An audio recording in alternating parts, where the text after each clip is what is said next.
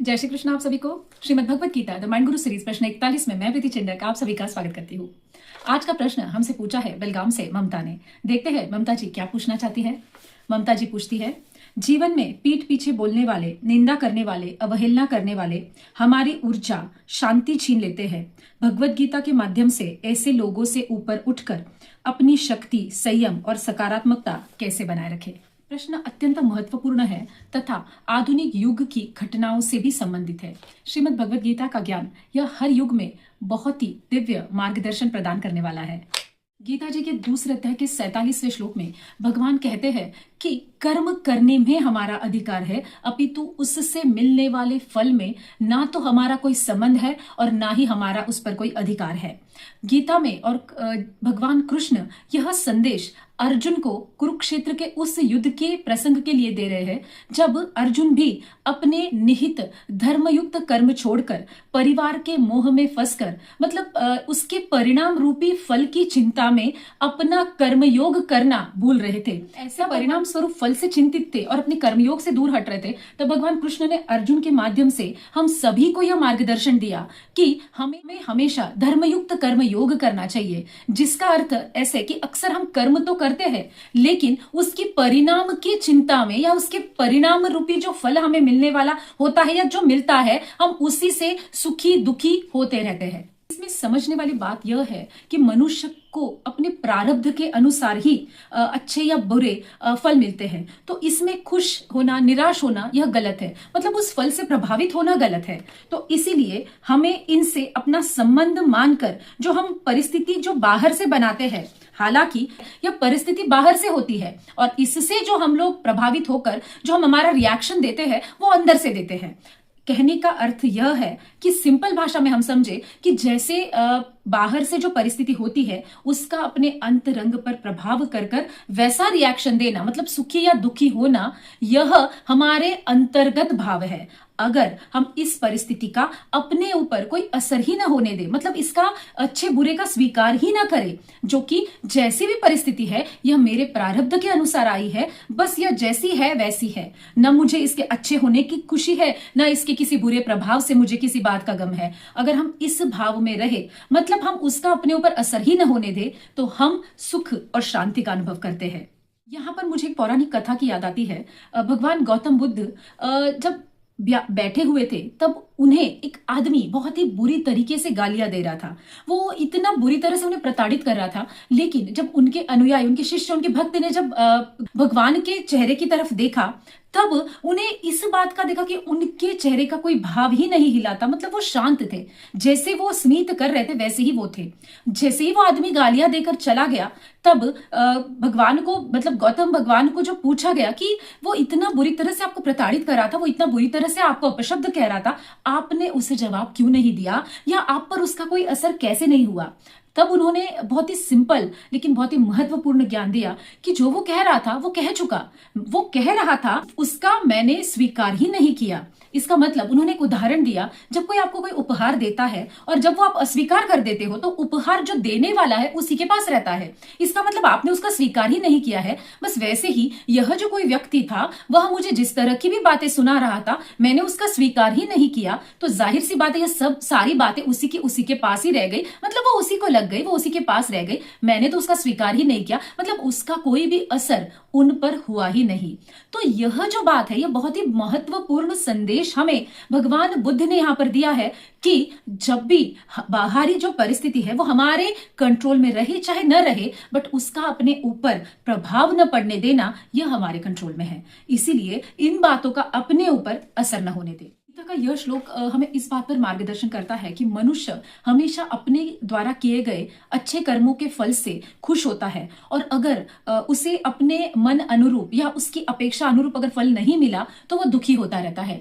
इसका मतलब वह अपने ध्यान और कर्म योग से हटकर फल आसक्ति में लगता है और यही उसे माया के बंधन में फंसाता है और भविष्य के और अच्छे कर्म योग करने से सीमित रखता है, क्योंकि वह उसका ध्यान अभी कर्म किया है तो फल की के लिए रुक जाता है, हर वक्त फल के लिए रुक जाता है। और जब फल उसे अपने अनुरूप मतलब अनुकूल मिले तो खुश, उस खुशी में रहता है, प्रतिकूल मिले तो दुख, उस दुख में रहता है। तो आगे का जो कर्म योग करना है, जो उसके निहित कर्तव्य कर्म है, वो उसमें रुक जाता है, वह उससे सीमित हो जाते हैं। और गीता हमेशा हमें अपने कर्म योग करने के लिए कहती है। ये प्रश्नकर्ता यह समझे कि जो भी परिस्थिति आई है वो आप ही के कर्मों का फल है, इसीलिए ना तो उससे अपने ऊपर कोई प्रभाव पड़ने दे, और जिस पर जो चल रहा है उस पर आपका कोई नियंत्रण भी नहीं है।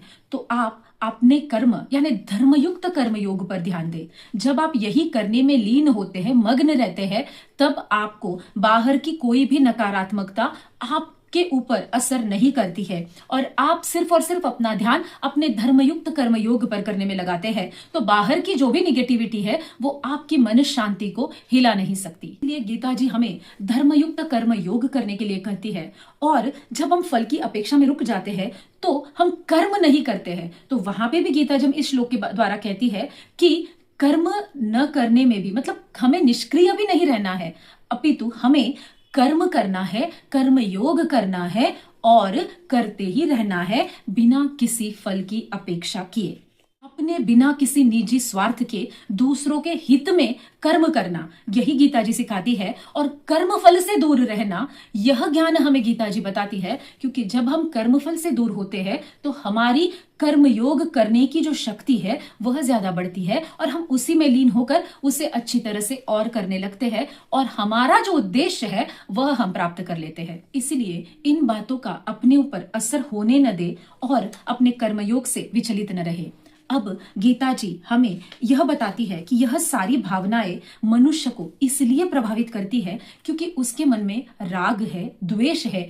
इन बातों की वजह से यह सारी भावनाएं उन पर असर डालती हैं। अब जैसे पूछे गए प्रश्न में कि जिन्होंने इनकी निंदा की है उनसे प्रशंसा पाने का राग है, मतलब को प्रशंसा पाने की अपेक्षा है, और नहीं मिलने पर उनसे द्वेष भी हो रहा है। तो इस भावना से इनके कर्मयोग से यह दूर हट रहे हैं, मतलब यह अपने कर्मयोग नहीं कर पा रहे हैं क्योंकि इनके अंदर राग और द्वेष आ गया है। इसीलिए दूसरे अध्याय के 64वें और 65वें श्लोक में भगवान कहते हैं कि राग द्वेष से रहित हो, और अपने इंद्रियों को संयमित करने के लिए भी भगवान यहाँ पर कहते हैं, क्योंकि ऐसी नकारात्मक बातों से प्रभावित होकर हम हमारी आंतरिक शांति खो बैठते हैं। इसलिए आप इन सभी बातों को इग्नोर करें, इन बातों का अपने ऊपर कोई असर न होने दें, और जैसे गीता जी कहती है हमेशा प्रसन्न चित्त रहे, क्योंकि प्रसन्न चित्त व्यक्ति का मन यह हमेशा प्रभु प्राप्ति में लगता है और परम शांति को पाता है। क्योंकि जो अपने में खुश होता है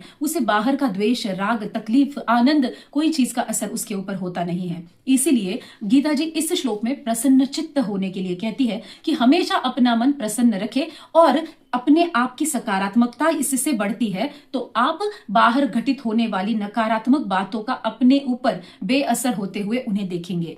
तब आपको अपने आप समझेगा कि ये जो नेगेटिव कमेंट्स आपके लिए चल रहे हैं, जो आपकी निंदा चल रही है, ये अपने आप बेअसर हो जाएगी, क्योंकि इनके पास आपका ध्यान ही नहीं रहेगा, आप इन्हें इग्नोर कर जाएंगे और खुश और हंसते रहेंगे। इसीलिए भगवान गीता के 16वें अध्याय के दैवासुर संपत्ति विभाग योग में दैव और असुरी संपत्ति मतलब दैव और असुर इनकी गुणों का विभागीकरण समझाते हैं। जैसे कि निंदा करना, पीठ पीछे बोलना, लोगों के बारे में गलत बातें फैलाना या किसी को तकलीफ पहुंचाना और आदि इत्यादि जो भी बातें हैं यह असुरी गुणों को प्रभावित करती है। वैसे ही शांत रहना, क्षमा करना, प्रसन्न चित्त रहना, दूसरों को हमेशा सकारात्मकता देना और स्वयं भी सकारात्मकता में रहना और प्रभु प्राप्ति के लिए प्रयत्नशील होना, यह सारे जो गुण हैं ये दैव मतलब भगवान के गुण से मेल खाते हैं या भगवान के गुणों को निदर्शित करते हैं।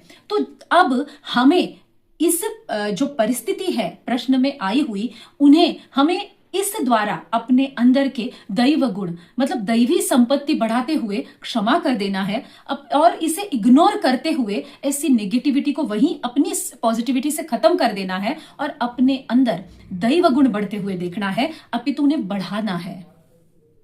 लगता है कि यह सारा ऐसे ही कैसे हो जाएगा, तो भगवान दूसरे अध्याय के 48वें श्लोक में हर चीज योग से पॉसिबल है, हम योग से कर सकते हैं यह बताते हैं। और इन सभी मतलब यह योग की हमें हमारे जीवन में प्रैक्टिस करना बड़ा जरूरी है।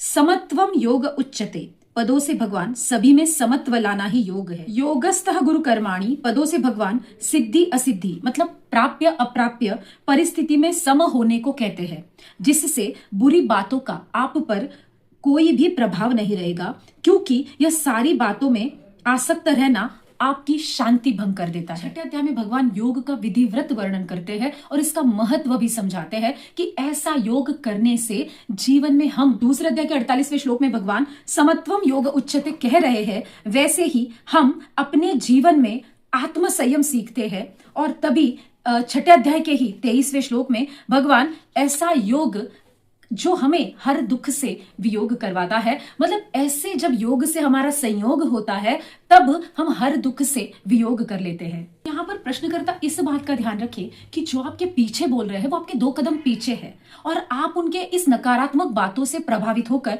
उन्हें आपके आगे खड़ा होने का अवसर दे रहे हैं और उनकी ऐसी वृत्ति को बढ़ावा दे रहे हैं।